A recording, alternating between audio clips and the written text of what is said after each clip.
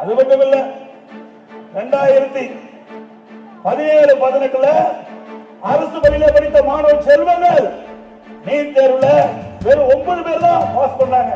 3,80,000 பேர் அரசு பள்ளியில படிக்கின்ற ஏழை எளிய மாணவர்கள் வெறும் 9 பேர் தான் நீட் தேர்வுல பாஸ் பண்ணி மருத்துவக் கல்வி படித்தாங்க.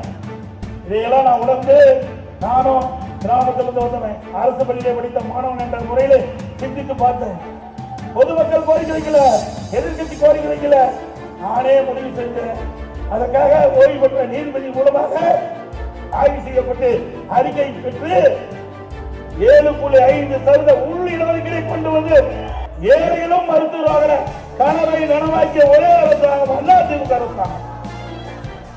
அந்த 7.5% உள் இடஒதுக்கீட்டில் இடம் கிடைத்த மாணவர்கள் ₹1 செலவில்லாம அனைத்து கல்வி கட்டணத்தையும் அரசாங்கமே இருக்கும் என்ற உத்தரவு போடும். உங்களுடைய ஆட்சியில் இப்படி ஏதாவது செஞ்சிருக்கிறியா? கல்லூரி புள்ளாத்திருக்கீங்களா?